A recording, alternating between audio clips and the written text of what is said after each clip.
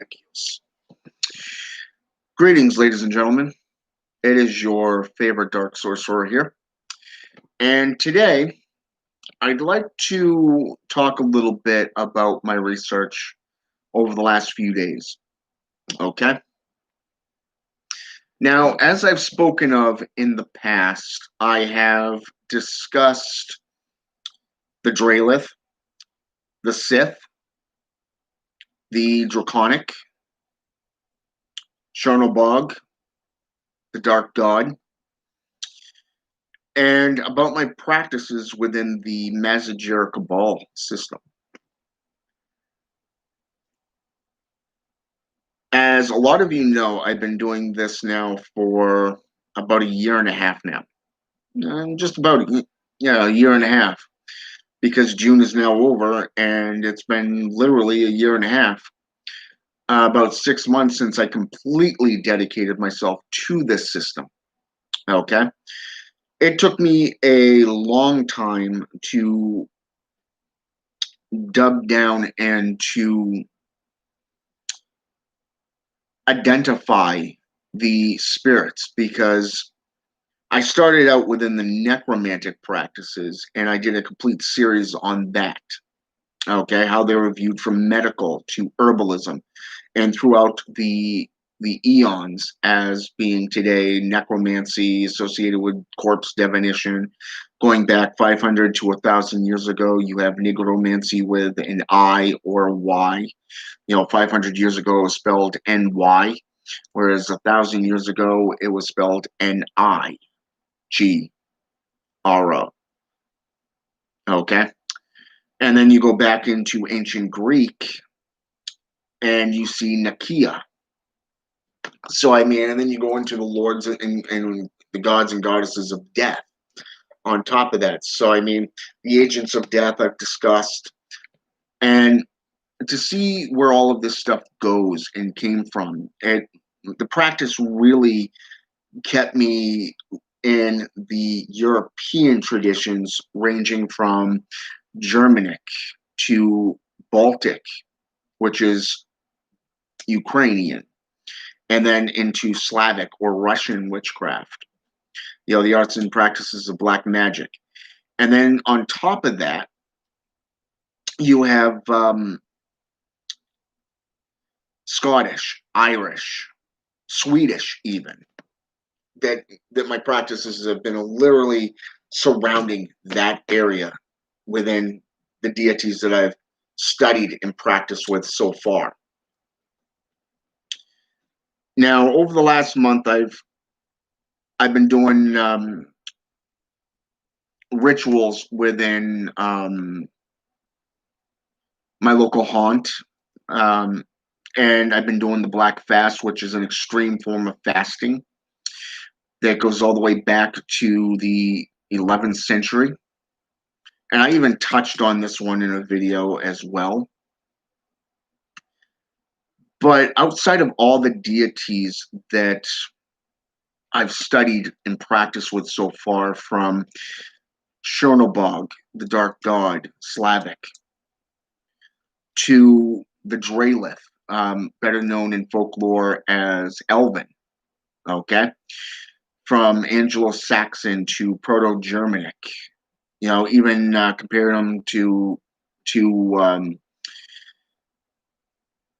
those of European, Indo-European traditions, to that of, say, the Sith, better yet known as, which is the Irish name for the Scottish Siddhi, okay?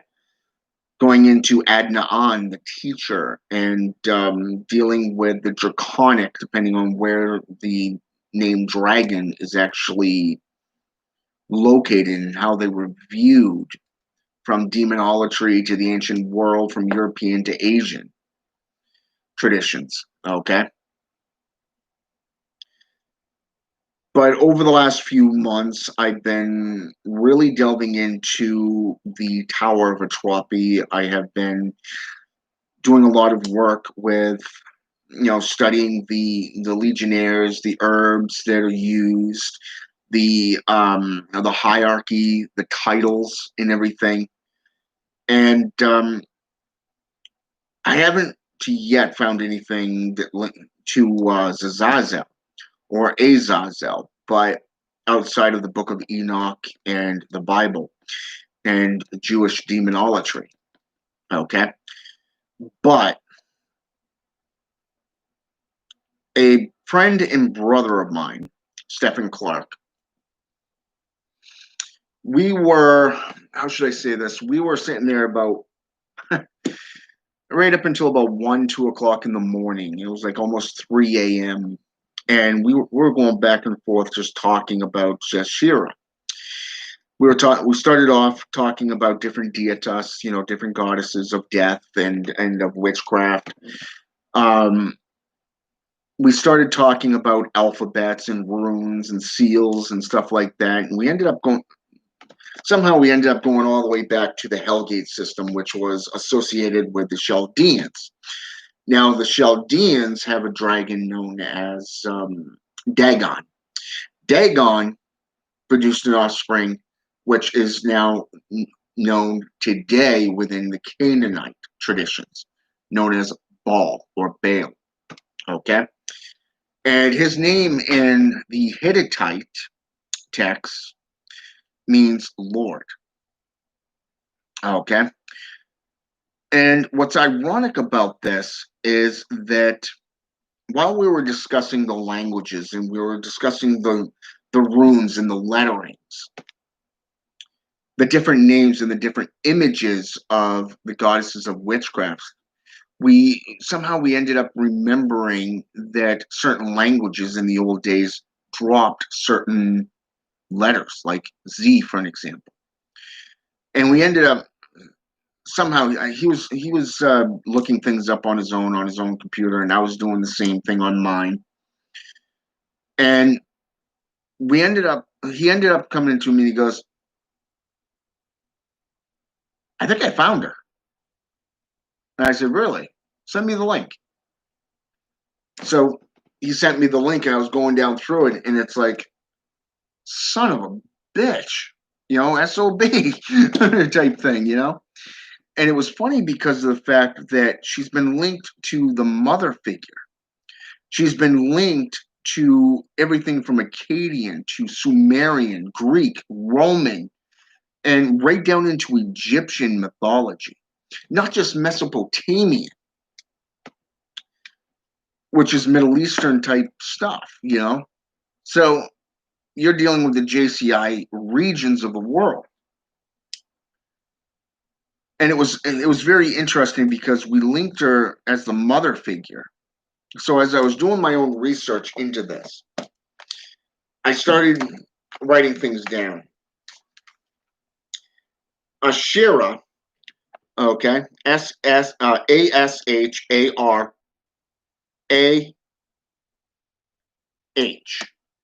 okay. There's also different spellings from Ashira, okay, not just the Cabal method of, say, for an example, Zashiara,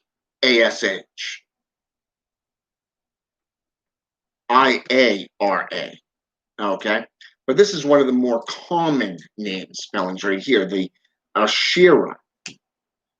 She is linked to a female deity in Semitic, okay? Mostly between the poly and the monotheistic regions, time period. From, like I said, Akkadian to Hittite texts, and a possible link through the biblical, even Genesis chapter 3, verse 20. Okay, now this is where it got interesting for me and where it got my attention, because as Christians know, I know my shit, okay, when it comes to the Bible, and I'm not afraid to fucking use it against them. Okay, but here it is. She's been connected to Eve. Now, Adam and Eve, according to the Bible, is considered to be the first humans. Okay? But what's ironic is that in chapter 1, verse 26 and 27, I believe it is, it speaks to the first man and woman being created. Okay. And what's ironic here is that this is Adam and Lilith. Okay. Before they were made corporeal in chapter 2, verses 16 and 17. Before you go into chapter 3, and Adam is put to sleep, a rib is removed, and Eve is created. Okay? And she's put in front of him, and he says, the rib of my rib, you know, she is known as woman. Okay? So you got 3 different stages here within this aspect, but you get the point when it comes to being the mother figure. And I'll get into this in just a second. So,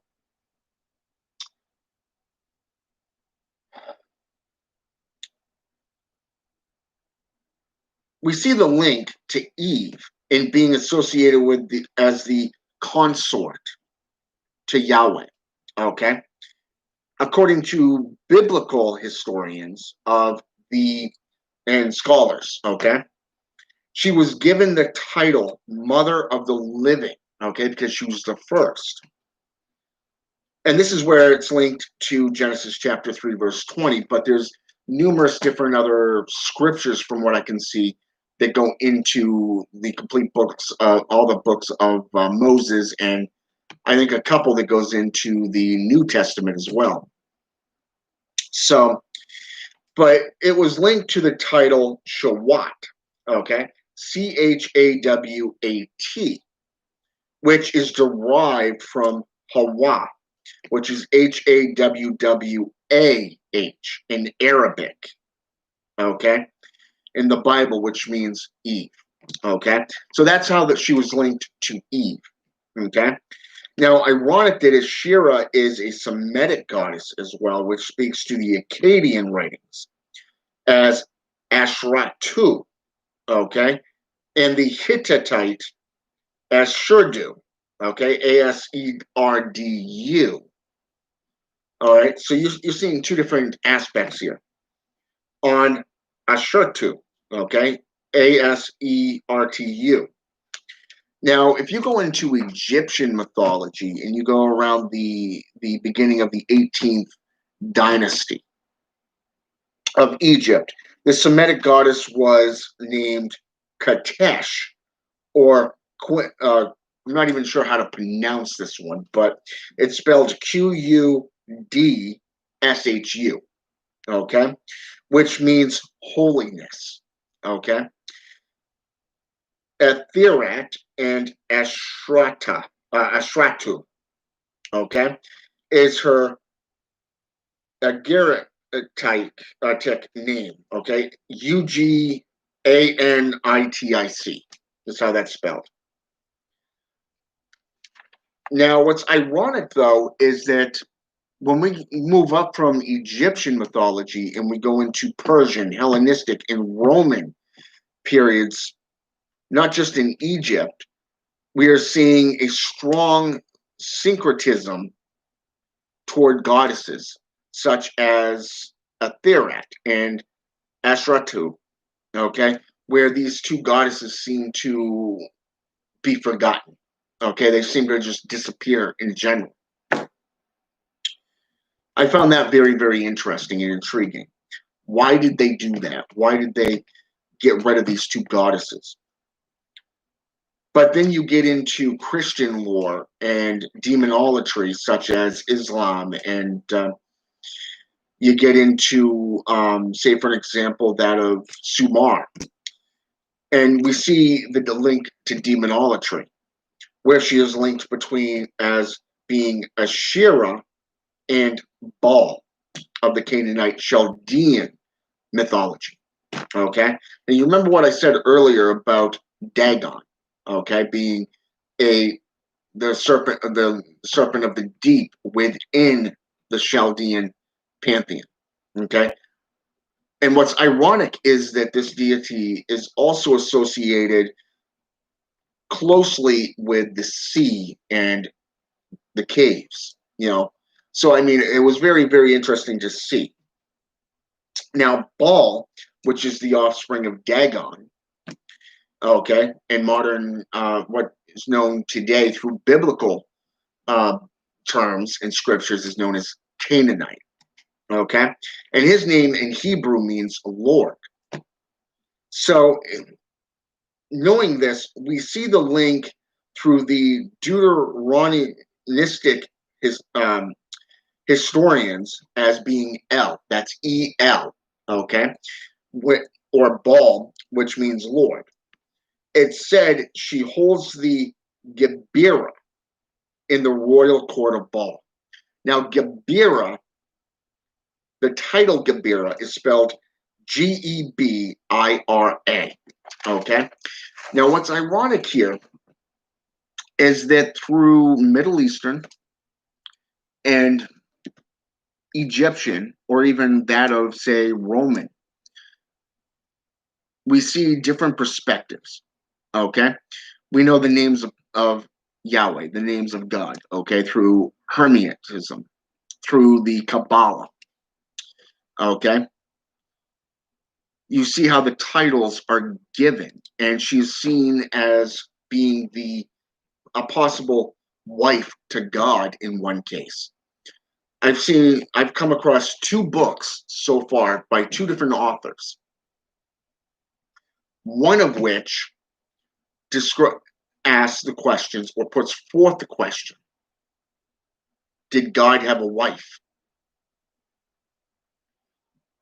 Think about that for just a second. Did God have a wife?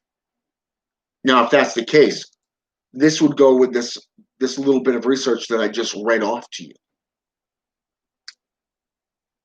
Why did they stop talking about her? Why did they cease all records of it? You see the point there. Okay.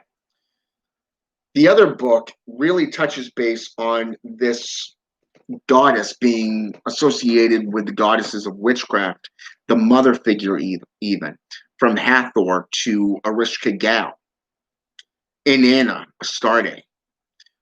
Possibly, if we go up into Norse, I'm not sure about this because I haven't gotten that far yet, is the European traditions. Okay, how is this being linked to Zazazel, Chernobog, the Drelith, the Sith, the Draconic, and so forth? We know that there are at least 29 legionnaires that are loyal to the buried king. We know that Zashiara or Ashera is the witch of the vile depths. Now, out of charnel whispers, out of profane seals, out of the black scriptures, we know at least three types of witches. We know that there's the witches of the depths, which, according to the writings, states that they live in the very bottom section of hell, the very depths, the very bowels, where they practice in sorcery. Okay, they are in the very bottom of hell. Okay, we see what is known as the Hag of the Pit, who's also a sorceress. They're supposed to be so vile, so ugly that works with baneful sorcery. But the only one of the depths that is mentioned by name is Zashiara. Zashiara. That's it. At least that I've come across so far. So I really find this very intriguing. I find it very enlightening, exciting even. So, I mean, I want to see where this goes even further. So I'm still doing research after about 2 to 3 days just on the link that we found. Okay. Between the link that Stephen Clark and myself found. And it's very interesting how things, when you're bouncing ideas off each other, how it literally comes into play. In this case, talking about languages, talking about goddesses, you know, deities of witchcraft and sorcery and death and all that stuff, and the possible runes and seals. This really led us into a Shira. So not Zashiara. So I mean, then we started, like I said, we started remembering that a lot of the old languages, some of them, depending on the region, dropped certain letters because of the pronunciation. So this is just a little bit of an update on what I've been doing so far over the last few days. Now, like I said, I've been doing this path now for a year and a half. Really dedicated myself in the last 6 months to this system. This is something that is not an easy road. The only person who can go delve into this research is you and you alone. Okay? Sometimes you'll get guided by others. Other times it's mostly just you, maybe a brother or a sister. But it comes down to how far you're willing to go and what you're willing to do to find that information. Okay? But I will keep you up to date on my studies and the practices and all that. So I want to thank Wild Child Tarot for jumping on here with me. And those of you who will jump on later, welcome to the channel. Thanks for stopping by. Hope you enjoyed the video and the knowledge so far, the education. And until next time, have a good one.